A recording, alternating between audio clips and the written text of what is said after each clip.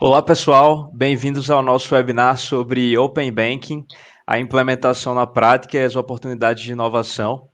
Prazer, meu nome é Paulo Tavares, eu sou advogado aqui na EDUOL, faço parte do nosso time jurídico e também queria apresentar vocês aos nossos outros dois participantes convidados aqui. Quem está com a gente hoje é o Gustavo Cunha, economista e colunista da Infomoney, e a Florence Denker Terada, gerente de proteção de dados do Santander, tá?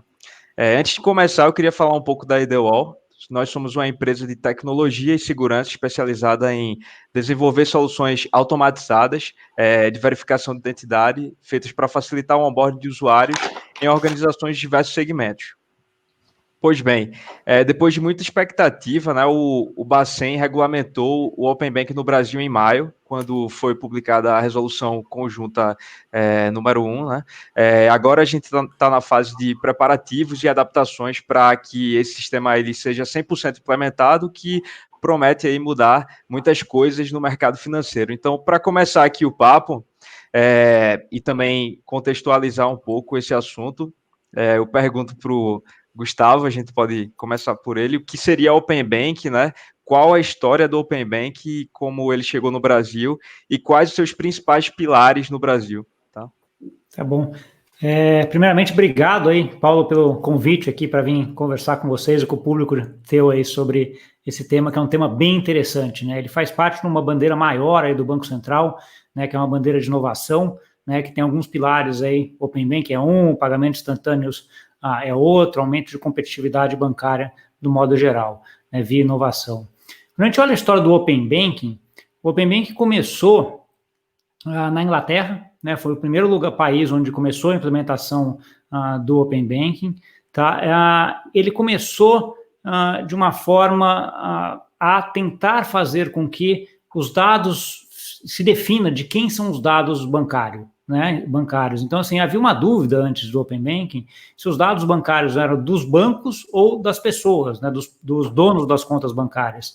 Né? Então, veio uma regulamentação aí na Inglaterra que começou a dizer, não, esses dados são do cliente, e se o cliente quiser que o banco ceda esses dados para uma outra instituição, ele deve poder fazer isso. Né? E a regulamentação veio nesse sentido, e a Inglaterra foi o primeiro. A Inglaterra tem alguns fatores assim que são importantes, porque ela implementou, a primeira fase era com dados estáticos, e depois veio com a fase de transacional, né, que foi implementada a questão de uns 2 anos atrás, e essa fase transacional veio com o API já definido, que é uma coisa que a gente vai comentar aqui depois, né, as diferenças entre um e outro. No caso do segundo, que veio também um pouco atrás, aí, que é o PSD2 da 1 e 2, né, aqui na Europa, isso já teve um pouco de diferença em relação, principalmente, a APIs.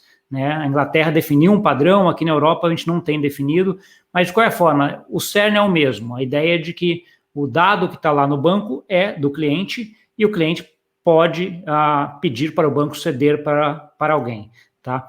Quando a gente vai olhar os modelos de Open Banking no mundo, né, então assim, a gente tem a Inglaterra que estava um dos principais, começou lá, né, e um dos principais sobre Open Banking, né, depois veio a Europa e tal. Hoje você tem alguns países que estão com uma ideia de Open Banking um pouco diferente, né, e até mais amplo do que a Europa e Inglaterra. Eu vou citar 2. Um é a Austrália. Né? A Austrália está com uma ideia de não só Open Banking, mas uma ideia de Open Data. Né? A ideia de que o que você tem lá no Facebook, na Amazon e todo esse dado também, você pode pedir para alguém ceder para alguém. E o Brasil, né? Que por um tempo não ficou muito à frente nessa parte de inovação financeira, mas recentemente está tomando frente em várias iniciativas, né? E o Open Banking no Brasil, no final dele, vai ser implementado muito mais amplo do que o Open Banking europeu ou inglês, né? Ele vai entrar, por exemplo, em câmbio, em investimentos, em arranjo de pagamento, em todas essas outras vertentes aí, que quando a gente vai olhar para a Inglaterra e Europa, não entrou. Né? E eu já queria até, se você permitir, aí, Paulo, eu já jogo a bola agora para a Florence, para ver um pouco a minha opinião. A Florence é advogada, como você comentou, assim, eu queria ver um pouco da ideia de Open Banking. Você tem a ideia de dados, né, assim, da seção de dados, né? Como é que você vê a parte de a segurança digital, a parte de compliance nessa estrutura que estão montando no Brasil, Florence? Uhum. Bom, pessoal, boa tarde a todos, né, que estão nos assistindo. Cumprimento aqui os meus colegas, né, Paulo e Gustavo. Queria agradecer a IDWall pelo convite. É sempre muito bom conversar, né, sobre temas tão interessantes.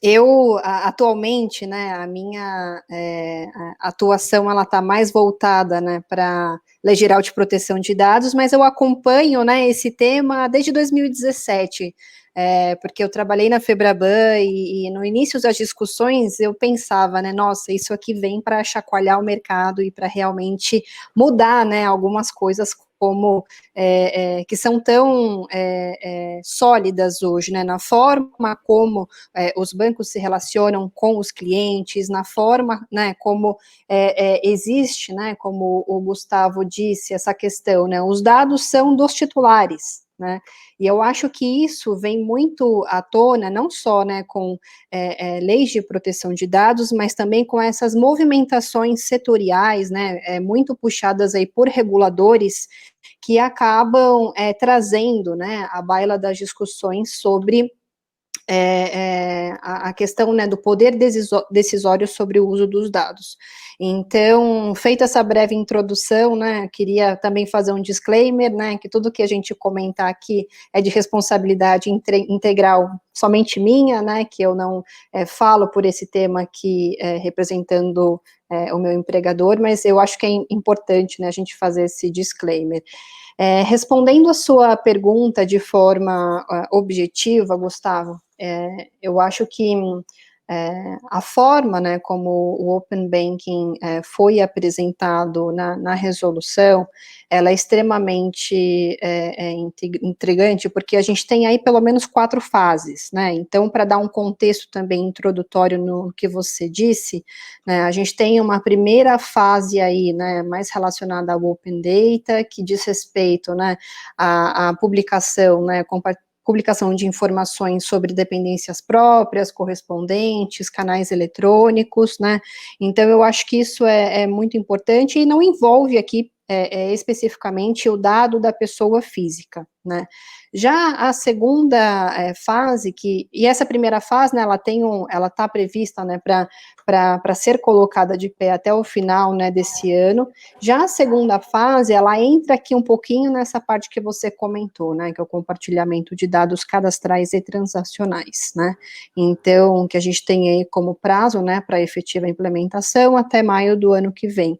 Então, nesse contexto, eu acho que é muito interessante, né, e puxando um pouco, né, desse racional que você falou sobre a utilidade das informações, né, todos os dados, às vezes, né, a gente tem muita percepção que o que a gente gera de dado não é dado pessoal, mas nem sempre, né, não é só dados, não são apenas os dados cadastrais, né, o meu CPF, o meu RG, o meu nome, que são dados pessoais, tudo que é gerado, né, no contexto ali de um contrato, eu posso reutilizar isso conforme o meu melhor interesse, né, e eu acho que é isso que a gente começou a discutir aqui no Brasil, né, antes até um pouco, né, da aprovação da LGPD, e agora a resolução, ela vem para reafirmar isso, né, sobre a efetiva titularidade dos dados e sobre a subsequente utilização aí, se eu não quiser ficar presa a uma instituição só, né, então eu acho que essa mudança de paradigma, ela é extremamente importante, né, e vem para, como poderia dizer, vem para mudar mesmo, né, a forma como a gente faz negócio, a forma como a gente está acostumado, né, a receber oferta de produtos e serviços. Eu acho que é uma mudança aí de mindset bem grande, né, não só pela organização que as instituições vão ter que fazer, né, para colocar essas fases de pé, e também, a terceira fase eu acabei não falando, desculpa, que é a iniciação, né, de transação de pagamentos, que também está programada aí para o segundo semestre de 2021. tá? Mas sem me estender muito aqui, eu acho que seria, respondendo aqui a sua pergunta, são esses os principais pontos. Tá, posso aproveitar, deixa eu colocar um ponto também que acho que é importante. Então, essas fases que você comentou, elas têm implementação, a primeira 30 de novembro, né, a segunda 31 de maio do ano que vem, a terceira 30 de agosto e a última lá dia 25 de outubro, né? Uma coisa muito interessante nessas datas é que o prazo foi apertando, né? Então, assim, você vai pegar 30 de novembro, depois vai em maio, agosto e outubro. Então, assim, você vai apertando o prazo e com muita até indefinição, principalmente na quarta fase, né? Que entra ali câmbio, investimento, previdência, arranjo de pagamento, tudo isso, né? Então, assim, que é uma fase até que é a fase mais inovadora nesse sentido, né? Que acho que nenhum país ainda que eu tenha conhecimento tem essa quarta fase implementada, né? Outro ponto que você comentou, Florence, que eu achei bem estranho, bem curioso, assim, eu criei uma fintech aí, que era uma fintech em 2015 de consolidação de investimento, né? E eu tive várias discussões com vários agentes do mercado financeiro em relação ao ponto que eu coloquei, né? De quem é o dado? Né? Então, assim, se eu quero consolidar o dado do meu cliente aqui, e o meu cliente fala assim, você pode ir lá no banco tal, na corretora tal, na bolsa, e pegar aquilo lá, porque eu estou permitindo, o cara, ele vai me deixar aí ou não vai me deixar? Né? Então, naquela época, teve várias reuniões onde não estava claro para os agentes financeiros de quem era aquele dado, né? Então, eu acho que esse fato de você ter um regulador definindo isso, né, que nem foi na Inglaterra, que nem na Europa, que nem está sendo no Brasil, que nem está sendo em todo lugar, ajuda muito, porque ele define a regra e fala assim, ó, esse dado é do cliente. Se o cliente quiser que você pedir para você mandar esse dado para algum lugar, você vai ter que mandar com toda a segurança, com toda a parte de dentro da regulamentação, mas você vai ter que fazer a vontade do seu cliente, né? Então, acho que isso é uma mudança, que nem você falou, uma mudança de paradigma muito, muito importante, né? E que traz aí decorrências muito importantes para frente. Legal. Gustavo, então, dentro desse contexto, quais seriam as expectativas do mercado aí para o Open Banking? Como que ele deve mudar essa forma que os bancos tradicionais eles prestam serviços e se conectam com os clientes? O grande ponto, quando a gente olha a Europa, vamos pegar o exemplo da Europa, eu vou pegar principalmente a Inglaterra, que é onde o Open Banking teve um efeito maior, né? O que aconteceu na Inglaterra foi bem diferente do que aconteceu na Europa, por exemplo. Por quê? Porque como na Europa você tem praticamente 6 mil instituições financeiras, entre bancos, corretores, etc., como se não definia um padrão de comunicação, né, que é o que a gente chama de APIs, né, sem a definição desse padrão de comunicação, ficou muito complexa essa comunicação entre as instituições e as fintechs. Né? Então, assim, em tese teria 6 mil para 1. Né? Então, assim, para cada empresa que você fosse conectar, você tinha um padrão diferente. Obviamente, isso acabou criando um novo negócio também, que é o que eu chamo do Depara, né? Aquele consolidador de APIs, que ele lê os 6 mil e faz um só para todo mundo. Tá? Mas, assim, a implementação aqui na Europa está demorando um pouco mais, mas quando você olha em Inglaterra, uma dúvida que se tinha era a seguinte, ok, então as fintechs vão ser o contato do cliente e os bancos vão ficar só ali no background, né? Fazendo toda a transação, a operacionalização, etc., porque o UX da fintech vai ser muito bom. Na verdade, não é muito o que está acontecendo, né? Assim, o cliente ainda continua com contato com os bancos estão se modernizando até por conta disso, né? Foi aí quase, como a gente fala, um wake-up call para os bancos, né? De acordem, eles precisam mudar. Então, assim, eles estão fazendo parcerias com as fintechs e montando plataformas muito melhores para os clientes utilizarem também. Né? Então, assim, é uma concorrência que vem boa por esse lado, né? Ela é boa para o mercado inteiro, porque ele visa o cliente, né? Vai ser bom para todas as pessoas. Então, é um pouco isso que eu vejo o ambiente acontecendo aí no Brasil, né? Então, assim, uma fase inicial de uma proliferação bastante grande de casos de uso, né, de novas fintechs, utilizando esses novos sistemas, essa conexão, e os bancos também se modernizando, criando plataformas mais abertas aí também para englobar isso também. Legal. Florence, nesse sentido, quais são os tipos de dados que envolvem essa parte de compartilhamento no contexto do Open Banking? Tá, então a gente pode falar, por exemplo, de dados identificados, como dados cadastrais, dados que foram fornecidos, né, pelas pessoas, pelos clientes, ou também dados, né, que foram adquiridos licitamente aí pelos bancos, né, em birôs de informação, e tem os dados de transações, né, então a gente está falando de dados de conta corrente, poupança, a questão de contas de pagamento pré-paga e pós-paga, a questão, né, de câmbio, investimentos, previdência. Como o Gustavo falou anteriormente, o escopo ele é bem abrangente, né? Então, esse seria aqui o escopo do nosso Open Banking. Legal.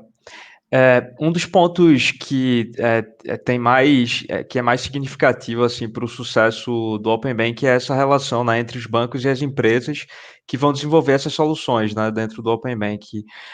Como a gente deveria escolher esses parceiros e qual é a importância dessa parceria, né, e também quais são os requisitos sobre os quais as empresas podem entrar nessa?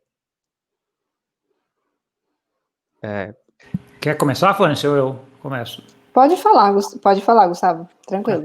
Não, acho que aí tem todos os requisitos que você tem para contratar uma empresa, para uma parceria ou um fornecedor, né? Então, assim, tem que ser uma pessoa confiável, você tem que ter certeza de que ela tem os controles em relação aos dados, né?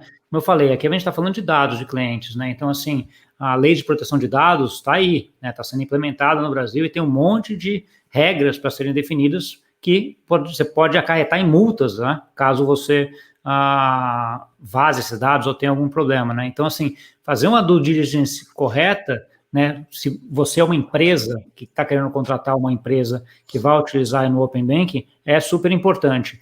Na parte do cliente, eu acho que a legislação e o Banco Central tentam fazer isso de uma forma muito boa, né? Então, assim, eles colocaram uma legislação um pouco mais abrangente, vai ter uma parte de autorregulamentação que virá também, né? Provavelmente a Anbima vai estar envolvida, o Febraban envolvido aí nessa autorregulamentação, que para ajudar isso também, para que você consiga ter aí um ambiente sem muito problema, né? Porque, assim, dados hoje é uma coisa que é muito importante e você tem que ter uma segurança muito boa para que esse dado não vá cair em mãos erradas, né? A gente tem vários exemplos aí no mundo, né, de vazamento de dados aí em várias instituições, sejam bancárias ou não, no mundo, e obviamente ninguém quer o vazamento das suas informações bancárias. Então é importante você ter certeza de que isso está funcionando. Então acho que o Banco Central, junto com esses autorreguladores, vão garantir isso, mas você também, na hora de olhar, não custa nada dar uma pesquisada sobre isso também. Acho que é importante complementar aqui a questão dos parceiros, né, comentada anteriormente, não pode ser uma instituição autorizada, né, pelo Banco Central, e também não pode ser, né, um parceiro que atua representando, né, o banco, então, como, por exemplo, Corban, tá? A instituição, ela fica responsável, né, pela questão da confiança, segurança ali dos dados, né, que são transmitidos com o parceiro, tá? E a resolução número 1, ela fala também, né, sobre a questão de procedimentos, né, de controle, a própria celebração de contratos para estipular responsabilidades, né, medidas de segurança que precisam ser adotadas aí entre ambos os atores. Então, eu acho que isso é muito importante, e o Gustavo, né, falou sobre um pouquinho aqui da responsabilidade. Esse é um dos temas, né, que eu acho que é super importante, e a gente acaba, né, olhando um pouquinho aqui para o que a LGPD traz, né. Então, e aí, Paulo, se você me permite, eu queria fazer um paralelo rápido entre os dois. Eu acho que é legal aqui, porque, antes de mais nada, né, o Open Banking é uma, como eu posso dizer assim, é uma resolução que dispõe sobre controle de dados, né, dispõe sobre regras de uso de dados, né, então, quando a gente olha, né, para a LGPD, que seria aí a nossa lei geral, que não é tão geral assim, né, mas que é uma legislação tão extensa e complexa, né, A gente percebe que o regulador, né, ele está bem antenado com o que foi disciplinado na LGPD. Então, no começo da resolução, a gente já tem de cara a citação, né, dos princípios da transparência, da segurança, da privacidade, do tratamento não discriminatório e da interoperabilidade, né, tão importante como o que o Gustavo comentou, e que são princípios que, até olhando, né, para o panorama europeu, que constaram, né, lá no GDPR. Então, e não só isso, né, a gente não tem só essa parte principiológica que está muito semelhante, a gente tem também a questão do consentimento, né. Eu lembro que no dia que a resolução saiu, né, eu estava com uma série de reuniões assim, eu parei tudo, porque quando, né, o bebê nasce, você fala, meu Deus, né, esperei tanto isso daqui, vamos ver. E aí, quando eu comecei a ler a questão do consentimento, o Gustavo tá rindo, ó. Quando eu comecei a ler, né, a parte da resolução, que você tem ali mais de 1,5 página só de consentimento, você fala, nossa, gente, de verdade, isso aqui está bem mais detalhado do que a própria LGPD, né? Então, olha a preocupação sobre a questão do meu nível de informação, né, que tem que ser prestado sobre a finalidade do compartilhamento, os termos serem claros e objetivos, ter a vedação, né, do consentimento tá ali chumbado num contrato de adesão, alguma outra coisa, para não fazer com que o próprio cliente seja, né, levado ali a algum tipo de erro de interpretação, ou não tenha, né, a percepção do que está sendo compartilhado. Então, eu acho que isso é muito importante. E um ponto que me chamou a atenção é a questão do prazo de validade do consentimento, né? Então, eu lembro, né, de conversar isso um pouco com o meu time, aqui a gente fala, meu Deus, prazo de validade do consentimento, né? Então, como que isso vai ser? A própria questão, né, operacional para gerir isso não é uma coisa muito simples, né?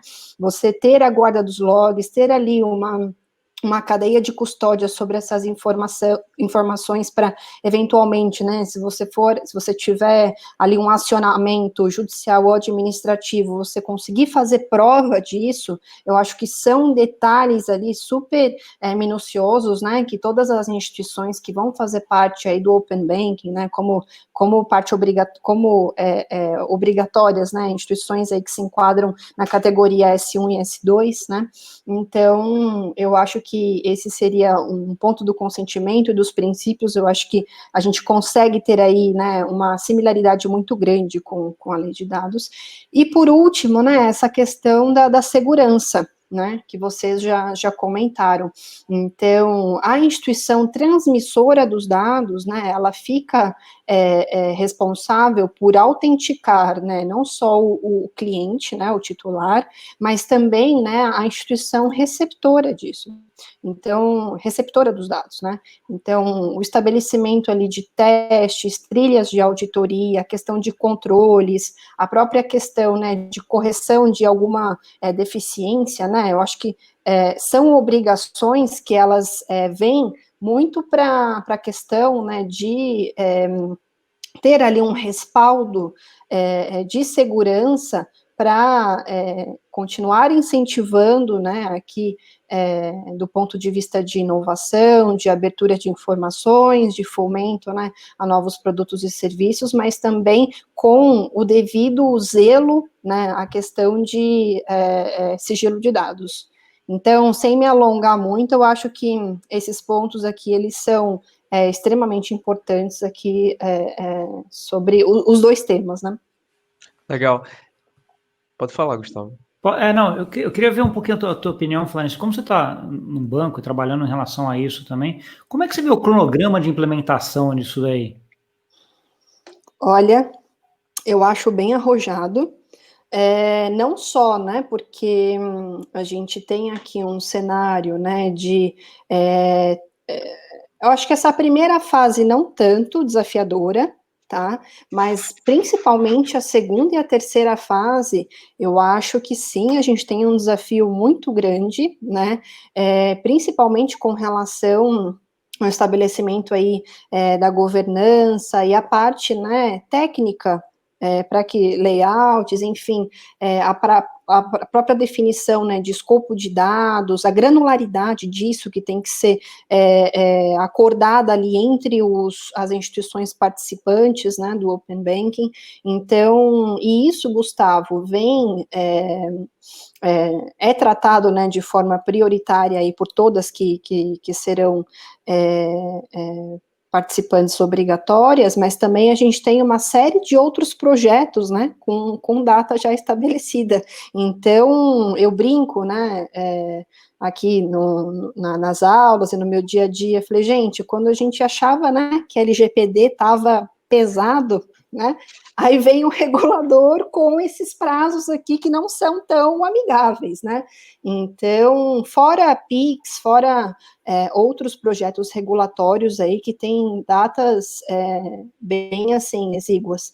Então, eu acho que esse ano, né, a gente teve aí a pandemia, uma série de projetos, né, a gente acaba focando aqui para o dia a dia mesmo do core das atividades, para dar sustentação, para fazer com que o cliente final não seja impactado, né, com isso, mas a gente tem, sim, uma série de projetos de cunho regulatório que são desafiadores. Sim. Outro ponto, acho que só dar até a minha opinião, o que eu tenho visto em relação a isso também. Concordo plenamente contigo, acho que essa fase 1 e 2 são fases relativamente endereçáveis, né? Acho que já estava todo mundo esperando e vendo.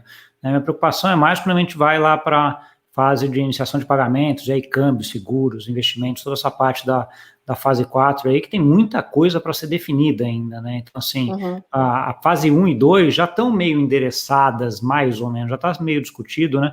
Uma preocupação que eu tenho também, eu até queria ouvir tua opinião sobre isso também, é sobre a facilidade de chegar num consenso em autorregulamentação em relação ao API que vai ser usado. Você acha que isso vai ser um negócio relativamente fácil de ser alcançado ou é um negócio mais complexo? Olha, eu, assim, não tenho participado, né, das discussões técnicas, eu acabo ficando aqui mais com a parte de dados mesmo, mas eu creio que vai ser um desafio aí para os times de arquitetura dos bancos e para os times que realmente estão no dia a dia aí com isso. Mas eu sei que sim, essas discussões têm sido feitas aí por times técnicos, acho que muito puxado, né, pela Febraban, que está fazendo um trabalho aí incrível, né, com relação aqui à condução dos assuntos de Open Banking, tá? Mas essa resposta objetiva eu não vou conseguir te dar, porque o meu escopo aqui, ele fica mais para a parte de proteção de dados mesmo. É mais outro. Não, é interessante até porque, assim, por que eu acho interessante a postura que o Banco Central teve em relação a isso, né? Ele não teve uma postura nem igual ao Banco da Inglaterra, que o Banco da Inglaterra definiu qual era o API que tinha que ser usado, né? E nem uma igual a gente teve aqui na Europa, de que ele não definiu e deixa cada um fazer o API que quiser, né? Ele falou assim, ó, vai ter que ter uma definição e na autorregulamentação vocês resolvam essa definição. Caso na autorregulamentação não chegue num consenso, aí ele vai arbitrar e vai virar um Banco da Inglaterra nesse sentido e colocar lá um API, uma forma de comunicação padrão para todo mundo, né? Achei essa postura bastante interessante, né? E aí vai a discussão de cada banco, né? Sei lá, os 5 grandes bancos, aí cada um tem um tipo de API de comunicação, né? E aí ver como é que um cede aqui, outro cede ali, para que todos chegar num consenso. Né? Gustavo, já que você falou dessa questão internacional sobre o Open Banking, quais as lições aí que a gente pode aprender com eles?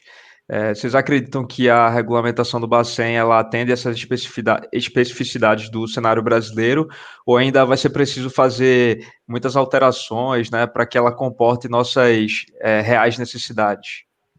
Não, eu acho que ela implementa, acho que ela vem, o fato de você estar implementando o Open Bank hoje, já tendo algumas experiências no mundo, facilita muito, né? Então, assim, você olha para a Inglaterra e vê lá, eles fizeram alguns acertos, alguns erros, né? Então, esse do API que eu estava comentando é você tem lá a Inglaterra que definiu, a Europa que não definiu, e você tem os efeitos disso nos dois lugares, né? Então, assim, nesse aprendizado, o Banco Central, que nem eu falei, né, foi aí para um meio do caminho, falou assim, a gente vai definir mas o mercado define, né, os bancos definem qual que vai ser esse consenso. Então, acho que tem um aprendizado muito grande vindo desse lado, e aí vem o outro ponto, que é a fase, principalmente a fase 4, que é a parte de inovação que está sendo colocada, né, daí é um terreno que você não tem muito onde olhar no mundo para ver o que aprender daí, né? E você vai pegar, por exemplo, o mercado de câmbio, que eu conheço bem, o mercado de câmbio no Brasil é muito diferente do mercado de câmbio de qualquer outro país do mundo, né? A gente tem uma moeda que não é conversível, com várias regras aí na parte cambial, que não tem no dólar, não tem no euro, não tem na libra esterlina na Inglaterra e não tem nenhum desses países, né? Então, assim, você tem várias coisas, particularidades aí nessa parte da quarta fase, que são importantes de serem endereçadas, né? E aí, por isso, até eu concordo um pouco com a Florence de que talvez essa fase, especificamente, seja uma fase mais apertada, né? Contando que a gente tem agora um pouco mais de um ano para definir tudo isso, né? Queria fazer um questionamento aqui para você, Gustavo. Um ponto que me intriga bastante é a questão da responsabilidade pelo compartilhamento, né? Então, a gente tem ali na resolução, né, uma disposição, assim, um tanto quanto simplista, né, que cada instituição, ela é responsável pela confiança, disponibilidade, segurança, né? Quando a gente olha esse ponto, né, à luz da LGPD, a gente tem lá no artigo 42, inciso 2º ou 3º, que fala sobre os controladores que estiverem diretamente envolvidos, né, em um tratamento, controladores autônomos, né, que estiverem diretamente envolvidos em um mesmo tratamento, né, como é o caso de transmissão de dados, que causarem danos a outrem, podem ser responsabilizados solidariamente, né. Então, eu queria saber, na perspectiva aqui, né, você falou de UK e de outros lugares, né, que já tem aqui o Open Banking um pouco mais consolidado, qual que é a sua visão sobre isso? Eu não tenho muito conhecimento dessa parte jurídica, né, Florence, assim, eu tenho a parte mais prática, não consigo te dizer como é que é isso em relação à Inglaterra e Europa aqui, né, mas assim, o que eu consigo dizer é que, assim, quando a gente entra em parte de dados, tem que ser muito definido de quem é isso, né? Eu sempre dou exemplo, quando eu estou dando aula, de onde é que começou aquela superstição do sal, né? Não sei se vocês têm superstição, eu sou trader, sempre tive muita, que é aquela ideia de que quando você está passando sal na mesa para uma pessoa, você nunca passa de uma mão para outra, né? Você coloca Deixa em cima da mesa e a outra pessoa pega, né? Essa superstição veio exatamente na época que o sal era moeda, né? Então, assim, se eu estou te dando um saco de sal e ele cai no caminho entre eu te dar e você pegar, né, de quem é a culpa? Né? É de quem não pegou ou eu que larguei antes, né? Uhum. Então, assim, no caso dos dados aí, é um pouco isso também. Você não pode deixar uma situação onde você fique ali não sabendo quem que é, onde foi vazado o dado e de quem é a responsabilidade. Acho que tem que ser bem definido. E aí vem toda a parte da ligação dessa legislação com lei de proteção de dados, né? Acho que você falou bem aí no começo, o Open Banking nada mais é do que dados sendo transmitidos daqui para lá. Então, você tem que ver toda a permissão e quem está fazendo esses dados tem que ter toda a segurança para saber quem vazou esses dados, né? Se ele foi vazado, né? Para que você não seja eventualmente envolvido numa cadeia que o dado foi vazado lá na quinta da parte da cadeia e você também esteja envolvido. Então, é uma parte de não só fazer a coisa direita, mas deixar também o negócio totalmente auditável para que você não tenha problema, né? Uhum. Nesse ponto, eu percebi, né, que em várias partes da resolução, a menção, né, sobre a questão da adoção de controles compatíveis, né, com a questão aqui do compartilhamento, disso está muito bem alinhado, né, com os termos da política de segurança de cada instituição. A gente sabe, né, que recentemente não, faz uns 2 anos que o Bacen, né, acabou publicando, né, a resolução 4658, que dispõe sobre a política de segurança, né, e os requisitos para contratação de serviços de cloud. Então, quando eu olho para essa parte, né, assim, isso me intriga bastante, porque eu acho que a gente falou um pouquinho, né, dos parceiros, mas olhando aqui, né, para os participantes que serão obrigatórios, eu acho que muita coisa, eu acho que precisa ser disciplinado aí num nível de convenção, da própria governança mesmo, porque a linha é muito tênue, né? Como que você consegue separar? Eu não sou especialista em segurança da informação, estou longe disso, né? Mas isso que você comentou, né? De um incidente de segurança que comprometa dados, né? Qual que é a separação, né? De papéis e responsabilidades, até a parte, né? Não sei se ambientes, então, a partir do momento, né, que eu te transmiti isso, que você teve ali, né, um registro de um log, que isso está ali, né, num ambiente que é considerado o seu, segurança, né, das APIs, eu acho que isso é bem importante de ser disciplinado aí pelos participantes, né.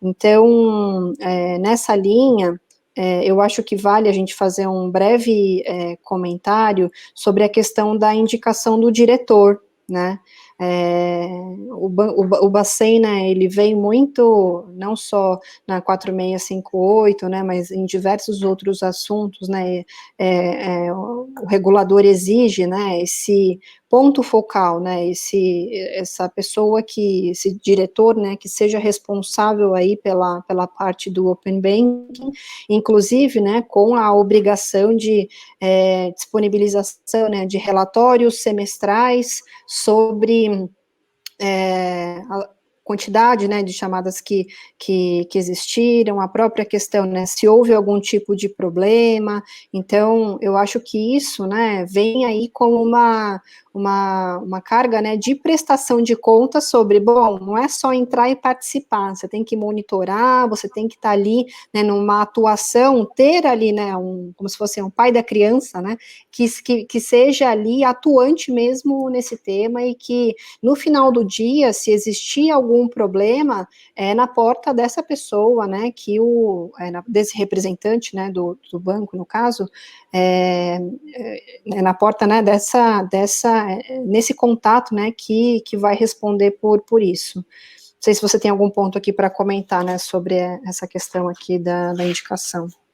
Eu acho que tem, assim, isso é a forma como juridicamente aí no Brasil acaba funcionando, né? Então, você acaba sendo a responsabilidade acaba recaindo sobre a física de algum diretor, né? Então, assim, a regra do Banco Central, quando eu era diretor de banco, lá tinha algumas áreas que eu era responsável, né? Então, caso tenha algum problema nessas áreas, você responde com o teu patrimônio na física até, né? Então, você pode ter problemas na física, a forma como a regulamentação brasileira funciona, e aqui faz sentido seguindo essa mesma linha, né, de que você tem aí uma pessoa responsável em última instância por aquele aprovação, né, em última instância.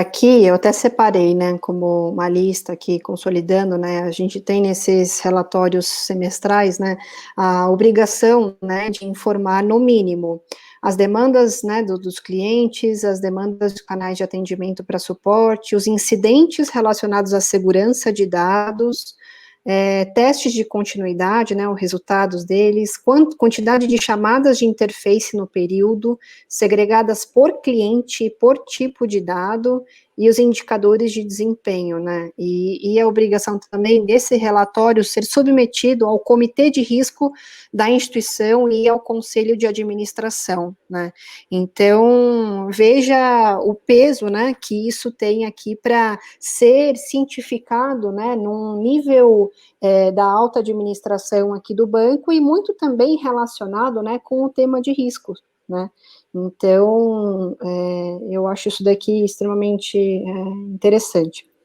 Isso aí eu vejo assim, o regulador pedindo dados sobre como é que cada instituição está trabalhando dentro do Open Banking, né? Então ele definiu como é que é e ele pede um feedback para ver como é que o mercado está saindo. Se eventualmente uma instituição que ele achasse que estivesse fazendo muita coisa em Open Banking não está e outra está, até para ele entender quais são os riscos do sistema, é importante ele saber quem está fazendo o quê, né? Então acho que por isso essa demanda de informação aí por parte do regulador, para mim faz sentido sim.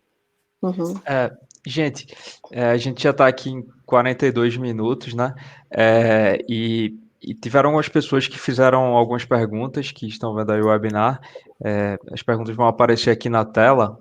É o Gustavo Zaniboni, né? Na vida real, se houver um vazamento ou uso indevido no ambiente onde os dados estão compartilhados, e entender quem utilizou de maneira errada ou onde houve o acesso indevido vai ser bastante importante. Vocês acham que as APIs já estão preparadas para isso?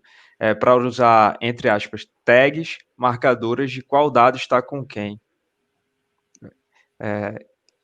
Gustavo queria comentar sobre isso. Eu vou tentar aqui também, né? Meu background não é tecnologia, né? Acho que a Flores também não, né? Mas como é que eu vejo isso em relação a um tag, né? Eu acho que, e aí até pegando uma tecnologia que eu conheço bastante, que é blockchain, né? Se eu utilizar blockchain para fazer esses dados, você consegue saber onde está e todo o histórico disso daí, né? Então, assim, acho que essa transmissão de dados desse sistema vai ter que ser totalmente auditável, né? Então, assim, isso é uma base de qualquer transmissão de dados. Então, você está transmitindo dados, tem que ter toda a auditoria de quem aprovou, de como é que foi o processo de aprovação, de como é que ele foi transmitido, quando foi transmitido e todas as outras informações vão estar lá. A tecnologia para isso hoje já existe, né? Como eu falei, o API em inglês já funciona e já tem uma regra definida lá em relação a quem é responsável, até qual ponto é responsável, né? Então, acho que isso aí é uma coisa que se resolve fácil. Uhum. Bom, muito legal saber que o Gustavo está aí assistindo a gente. Já tive algumas discussões com ele sobre anonimização de dados, né, Gustavo? É outro temão aí para a gente conversar. Mas eu acho que é um ponto bem importante aqui da fala da escrita do Gustavo é a questão do uso indevido, né? Quando a gente olha para a questão, né, das informações que precisam estar ali dispostas de forma clara para o cliente, né, no ato do consentimento, a gente tem aqui, para compartilhamento de dados, pelo menos 6 categorias, né, que é a questão da finalidade. Então, para que o dado vai ser compartilhado, né? Prazo de validade, discriminar a instituição transmissora, escopo de dados, né? Isso é muito importante também, e identificação do cliente, né? Então, a gente acaba falando, né, só sobre uma possível questão de incidente de segurança, exposição dos dados, tudo, mas a gente esquece um pouquinho, né, sobre o uso indevido, que isso também não deixa de ser uma infração aí aos termos, né, não só do Open Banking, mas da LGPD, né. Então, eu acho aqui, concordo bastante aqui com essa primeira parte que o Gustavo descreveu. Sobre a segunda parte, eu não tenho aqui aptidão técnica para responder, vou ficar devendo. Legal. A gente tem também uma outra pergunta aqui do Ailton Queiroz, se existe uma regulamentação sobre monetização do Open Banking. Uhum. Olha, a questão aqui de tarifas, Ailton, para a questão, né, de compartilhamento, é vedado a estipulação de qualquer cobrança, né?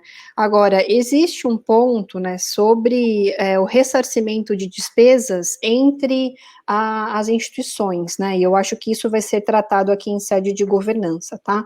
Mas para fins, né, então eu autorizei, né, o compartilhamento dos meus dados de um banco para uma IP, né, eu não posso ter nenhum tipo de incidência de tarifa sobre isso. Mas isso sim, para o cliente final, concordo, você tem aí dentro do sistema, né, entre esse banco e a IP, né, que pode ter alguma tarifa, e o que eu achei interessante na regulamentação é que o Banco Central já define alguns mínimos necessários, alguns mínimos que não podem ser cobrados, né, então assim, se essa instituição de pagamento fizer, eu não lembro exatamente os números, mas algumas requisições por mês, tem um limite lá que até ali não pode ser cobrado, acima daí o banco pode cobrar alguma coisa por essa requisição. Então, ele já coloca o mínimo para o mercado também começar a funcionar. Legal. Temos mais uma pergunta da Renata Pires, né? No caso de algum fraudador se passar por outrem e solicitar o compartilhamento dos dados desta pessoa que ele diz ser via Open Banking para realizar operações em outras instituições, se nenhuma das instituições constatar que se trata da fraude, nem a instituição que compartilhou, nem as instituições que utilizaram os dados para novas transações, quem irá se responsabilizar perante o verdadeiro titular dos dados e perante o Bacen? Há como responsabilizar o próprio Bacen nesta... Aí cortou aqui. Eu vou até procurar o comentário dela. Neste caso, né? Eu acho que aqui, né, a gente, na parte de um tema que é tratado assim de forma muito clara, é a questão da autenticação, né?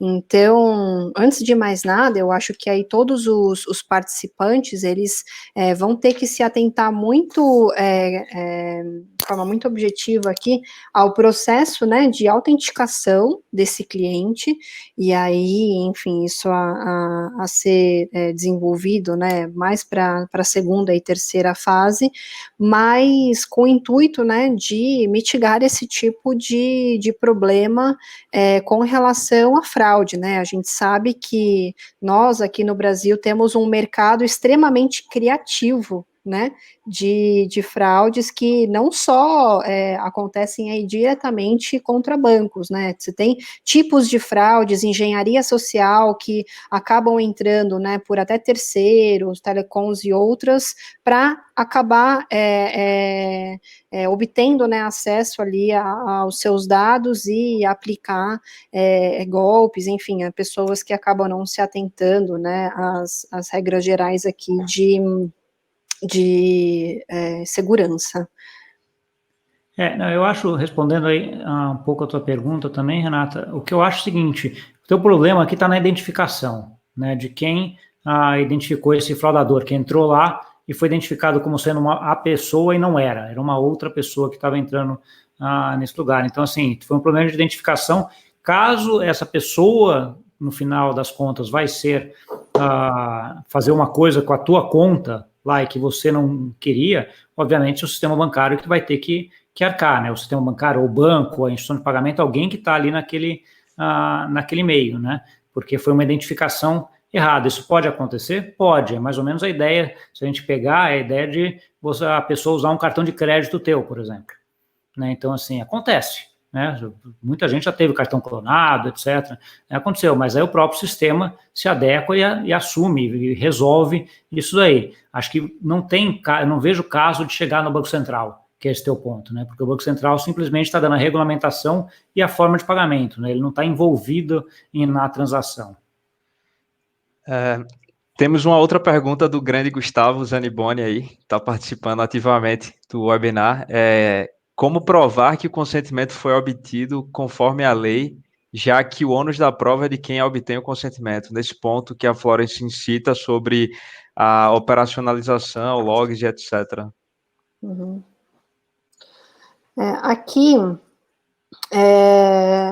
pelo que eu consegui, né, interpretar dos termos da resolução, a instituição, né, que está transmitindo, ela tem que adotar as cautelas, transmitindo dados, né, ela tem que adotar as cautelas para autenticar o cliente, né, então, muito do que já foi falado aí na pergunta anterior, né, identificar que aquele participante, né, que é a instituição recebedora, né, ele está apto para isso, realmente tem todos ali os requisitos para ter, né, essa comunicação, e o consentimento, ele tem que ser apresentado de forma clara, né, eu acho que o ônus da prova aqui, Gustavo, ele fica com a instituição que está transmitindo os dados, né, então, o consentimento, ele é condição, né, ex ante para o compartilhamento acontecer, né, portanto,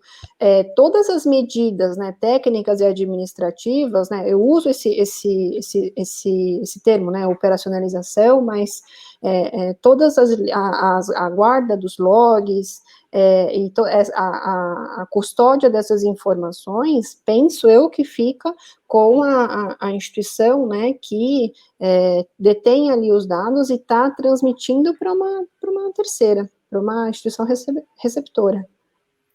Concordo plenamente. Eu acho que essa preocupação é uma preocupação que os bancos já têm hoje, né? De autenticar quem está entrando lá, quem está hoje. Só que hoje ele autentica só a pessoa que está entrando, né? Você está entrando na sua conta. Então você tem lá um token, você tem a identificação por a reconhecimento facial, por biometria, tem várias formas de fazer isso que os bancos já utilizam. Eles vão utilizar isso aí agora para ter a certeza de que você deu o consentimento para alguém também. Então, assim, acho que é uma forma de ele garantir que você mesmo, que é o dono da conta, está dando aquele consentimento. E aí ele guarda esse consentimento de uma forma bastante segura, e nas formas como ele já guarda hoje, né? Então, acho que não tem muito que inventar a roda. Uma coisa curiosa aqui, até do webinar, falando um pouco, é muita gente preocupada aí com vazamento de dados, fraude, e tudo mais, né? Então, assim, acho que isso tem que ser uma preocupação, sem dúvida nenhuma, mas que a gente não pode perder aqui o olhar aqui no que é o Open Bank para o mercado, a funcionalidade, o que vai ser bom o Open Bank aí para todo o mercado e para todos os indivíduos, né? Então, assim, do ponto de vista de sistema financeiro, você vai ter um sistema financeiro muito mais interconectável, né? Muito mais fácil de se conectar. Então, imagina um exemplo clássico de abertura de conta. Né? Você vai abrir conta numa instituição financeira hoje, a quantidade de documentação que você tem que mandar é muito chato, né? Acho que todo mundo que vai abrir conta aqui em um banco tem que preencher um monte de coisa, mandar comprovante de endereço, etc. Se você já tem feito isso num banco, você simplesmente compartilha isso com outro banco e está aberto a sua conta. É uma facilidade enorme em termos de fazer. E aí eu estou falando até de um dado estático, né? Que é essa primeira fase que vai ser a segunda fase que vai ser implementada agora. Tá, então, assim, não estou nem entrando na parte de pagamentos, que é um pouco o escopo que a gente teve aqui, quando a gente está falando dessa parte de fraude e etc. Então, assim, isso facilita muito. Pegando esse mesmo exemplo de abertura, cada 2 anos tem que atualizar cadastro em toda a instituição financeira. Você atualiza numa só e replica para as outras 5, 10 que você tem. Né? Então, assim, você tem funcionalidades espetaculares aí dentro do Open Banking. Obviamente, aí voltamos nesse ponto que a gente estava falando, né? Tem que tomar cuidado com tudo isso para que seja feito de forma segura, sem vazamento de dados, com consentimento, etc. Né? Só para a gente não perder um pouco o rumo aqui e ficar só na parte que pode parecer ruim, né? Eu acho que um ponto legal aqui, né, para compartilhar também, pegando esse gancho do Gustavo, né, eu acho que em várias situações que a gente tem aqui temas de dados envolvidos, nós aqui temos um pouco de uma postura pessimista, do tipo, vai dar vazamento, vai expor os dados das pessoas, não, vai fazer discriminação ilícita com os dados, vai pegar biometria, vai fazer profiling, categorização, vai usar para crédito e tudo mais. Então, em vários discursos, assim, que eu vejo de colegas, né, de profissão, sempre muito olhando, né, para a parte do que é ruim, do que pode dar problema.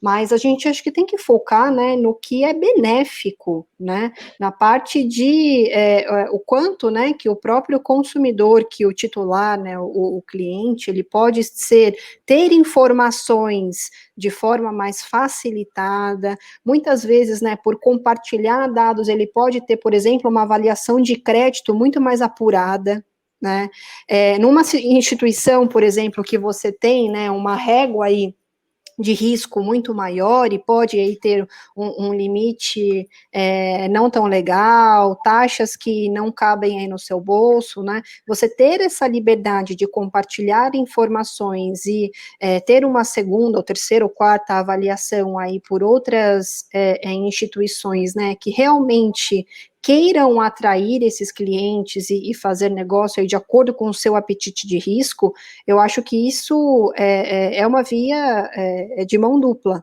né? Então, eu acho que sim, temos, né, uma série de preocupações e de cautelas, né, que precisam ser tomadas aí na jornada de estruturar o Open Banking, mas olhando, né, para o titular, o consumidor final, eu vejo que realmente a gente tem ganhos, né, significativos aqui para a população mesmo. Eu acho que aqui é até uma questão de coletividade. Legal. A gente tem mais uma pergunta aqui do Paulo Ferreira, né?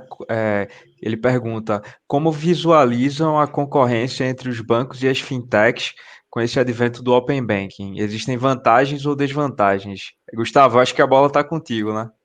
Não, e aí eu vou ser aqui em cima do muro, porque tem vantagem e desvantagem, né? Tem para todo lado aqui, né? Mas assim, eu vejo assim, para o consumidor final é muito bom, né? Acho que isso é meio consenso para todo mundo, e eu acho que pode ser bom para os dois, né? Então, assim, a gente tem muito aquela visão de que é muito bom para as fintechs, porque elas vão ter acesso aos dados que estão no bancos, mas não vai ser bom para o banco, né? Porque ele vai estar cedendo esses dados, né? Eu não tenho uma visão tão assim, porque tão dividida assim. Porque pensa hoje num banco que vai fazer a avaliação de crédito de um cliente. Ele tem toda a informação daquele cliente no banco dele, né? No banco A, vamos dizer assim. Mas ele não sabe o que esse cliente está fazendo no banco B, C, D, E, F. Né? Então, assim, com o Open Banking, ele pode pedir para esse cliente dar acesso às operações que ele tem lá no banco B, C, D, E, F. Né? E vai ter uma visão muito melhor desse cliente para fazer crédito com ele. E estamos falando do banco, né? Pode ser uma fintech que vai fazer isso? Pode, uma fintech de peer-to-peer lending também pode estar fazendo isso, mas eu acho que para o banco tem vantagens também nisso, não só desvantagens como a maioria acaba colocando. Do ponto de vista do ambiente de inovação e de fintechs, eu acho que o Open Banking é muito bom e faz parte de uma regulamentação e de várias iniciativas aí que estão atreladas para melhorar isso, melhorar a competitividade do sistema financeiro, melhorar a disponibilidade para a população, né, a bancarização, diminuição de tarifas e tudo mais. Então, a gente tem aí Open Banking, tem pagamentos instantâneos com Pix, que vai entrar muito próximo aí também da implementação do Open Banking. Você tem algumas outras iniciativas aí do Banco Central que favorecem muito isso. Então, assim, é um ambiente de um favorecimento para as fintechs, sem dúvida nenhuma, né? Então, assim, eu acho que a gente vai ter um boom aí na parte de fintechs aí nesses próximos anos no Brasil, em decorrência dessa regulamentação e dessa postura do Banco Central pró-inovação. Paulo, só para finalizar aqui, no começo, né, eu lembrei aqui com a fala do Gustavo, você me perguntou, né, quais dados que compreendiam aí, né, que estavam envolvidos no Open Banking, mas a gente falou quais dados não está. Eu acho que isso também é importante, né? Então, informações, né, que sejam geradas ali com inteligência do próprio, da própria instituição, como notas de crédito, ou eventualmente, né, dados sensíveis, identificadores internos que o banco utiliza, né, que estão vinculados ali àquele cliente, credenciais de autenticação do cliente, né, ali no relacionamento direto com o banco, isso não está passível de ser aí portado, né, de ser transmitido para outros, né, outras instituições participantes. Então, eu acho que, fazendo um parênteses aqui bem rápido, é importante deixar isso bem claro. Legal. eu acho que depois desse papo, a certeza que a gente tem é que o Open Bank ele vai trazer aí diversas oportunidades, né, e vai revolucionar esse mercado. Gente, se vocês quiserem fazer os últimos comentários, a gente está aqui, o tempo quase estourando aqui, mas, assim, eu já agradeço, né, por terem aceitado o convite, foi muito bacana. Legal. Quer fazer? Vai lá, Florence. Bom, obrida aí pela IDWall, pelo convite. Foi um grande prazer conhecer o Gustavo. A gente ainda não se conhecia, né? Mas com certeza a partir de agora, Gustavo, vamos trocar mensagem. É sempre bom, né, ter colegas aqui que tratam, né, de temas tão interessantes. E fico à disposição. Meu LinkedIn é Florence Denker Terada. Se tiver aí alguma pergunta, né, que não foi possível ser respondida em decorrência do tempo, fico à disposição aí para os espectadores. Tá, não, acho que foi mútuo, Florence. Acho que a gente conversou aqui um pouco antes, até ontem, até para alinhar o que a gente ia fazer. Acho que foi bem legal a conversa ontem, foi bem legal hoje também. Então, certamente vamos manter contato aí para frente, né? Paulo, IDWall, obrigado aí pelo convite. Acho que foi muito legal essa iniciativa de vocês. Adoro iniciativas como essas, que a gente traz informação para o público, informação boa, né, confiável e correta de gente que está aí fazendo as coisas no dia a dia. Então, isso é bem legal. Para quem quiser me contactar, aqui no LinkedIn, já talvez seja o mais fácil, né? Gustavo Cunha, acho que é relativamente fácil de achar. Eu tenho um canal no YouTube também, onde eu tenho gerado muito conteúdo em relação a fintechs e blockchain também. Para quem quiser acompanhar e gostar desses temas também, me segue lá, que tem coisa bem legal também. Obrigado. Valeu, pessoal. E nos acompanhem nosso blog e nossa newsletter. Até a próxima. Tchau, até mais.